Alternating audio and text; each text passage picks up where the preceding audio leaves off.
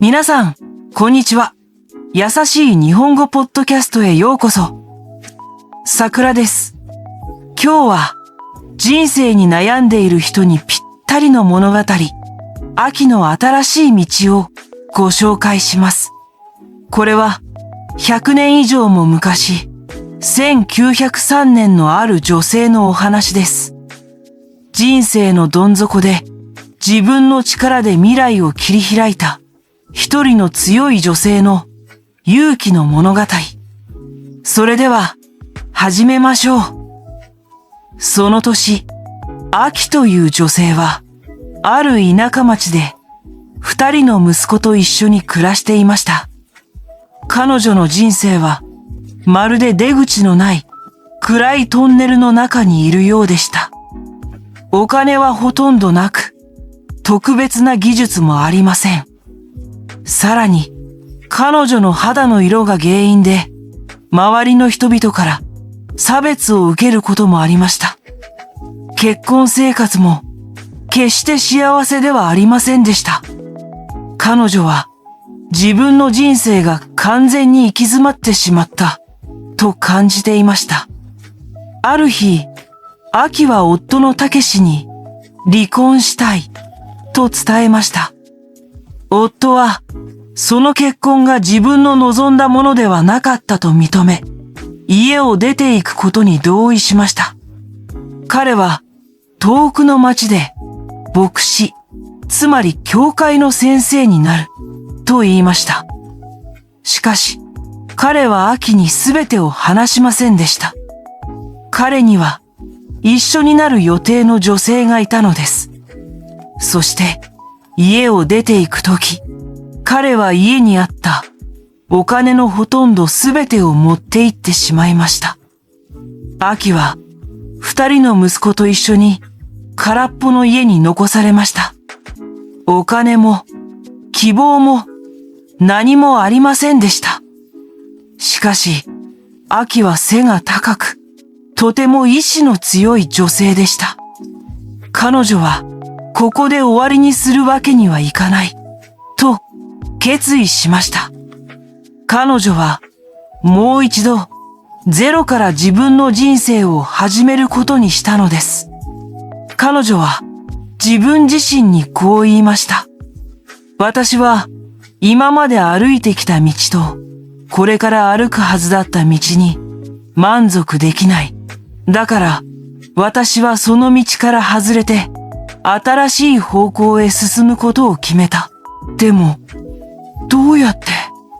彼女はこの地域にある製材所や綿栗工場では肌の色を理由に雇ってもらえないことを知っていました。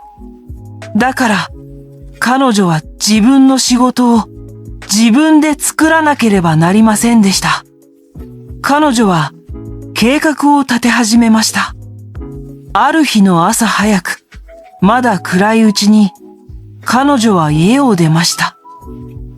そして工場の近くまで行きました。彼女は工場で働く男たちがどんな生活をしているのかを注意深く観察しました。そして一つのアイデアを思いつきました。そうだ、あそこで働く人たちに温かくて美味しい食事を売ろう。しかし計画は簡単ではありません。工場までの道は遠く、重い荷物を持って歩くのは大変です。彼女は自分の計画が本当にできるかどうか試してみることにしました。彼女は重い石を2つの大きなバケツに入れて工場まで運びました。そして工場までの近道を見つけると、その道に石を置いて歩きやすいようにしました。これは彼女の決意がどれだけ固いかを示す最初の行動でした。数日後、彼女はついに計画を実行に移します。夜、彼女はたくさんのミートパイを作りました。そして次の日の朝早く、まだ星が空にある時間に彼女は家を出ました。作ったばかりのミートパイと油、そして火を起こすための石炭を持って、彼女は自分が作った石の道を通り、二つの工場の間にあるちょうどいい場所を見つけました。お昼休みが近づくと、彼女は火を起こし、持ってきた鉄の鍋でミートパイを温め始めました。時期にお昼の休憩を知らせるサイレンが鳴り響きました。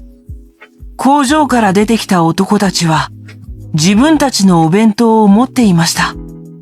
しかし、どこからかとても美味しそうな匂いが漂ってきます。それは、アキが温めているミートパイの匂いでした。その香ばしい匂いは、男たちの冷たいお弁当よりもずっと魅力的でした。男たちは、匂いに誘われて、アキのもとへ集まってきました。おばさん、それを一つくれないか。彼女のミートパイは、あっという間に全部売れました。アキは、心の中で静かに喜びました。その日から、彼女の新しい人生が始まりました。月曜日と火曜日は、またぐり工場の近くで、水曜日と木曜日は、製材所の近くで、彼女は毎日休まずに、美味しい食事を売り続けました。暖かい春の日も、太陽が照りつける暑い夏の日も、凍えるように寒い冬の日も、彼女は決して休みませんでした。雨が降る日も、雪が降る日も、彼女はいつもそこにいました。工場で働く男たちはいつしか彼女の料理を食べるのが毎日の楽しみになっていました。彼らはアキの忠実な客になったのです。何年も経ちました。アキが二つの工場の間で始めた小さな商売は少しずつ大きくなっていきました。そしてついにそれは一つの立派なお店になりました。その店ではチーズやクッキー、新鮮な果物や缶詰、お菓子やジュース、石炭や油、そして靴を直すための革まで、生活に必要なものは何でも買うことができました。アキは他の誰かが決めた道ではなく、自分自身で選んだ全く新しい道を歩き、そして大成功を収めたのです。この物語は私たちに大切なことを教えてくれます。私たちには皆、自分が今歩いている道、そしてこれから歩いていく未来の道をしっかりと見つめる権利と責任があります。もし未来の道が明るく見えなかったら、もし過去に戻ることもできないのなら、私たちは勇気を出してその道から一歩踏み出し、違う方向へ曲がる決意をする必要があります。新しい道を選ぶことは怖いかもしれません。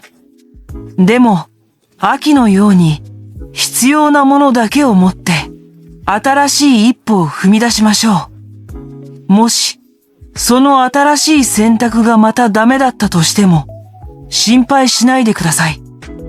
私たちはいつでもまた道を変える準備をしておけばいいのですから。今日のお話はこれで終わりです。皆さんの歩む道が希望に満ちたものでありますように。それではまた次回お会いしましょう。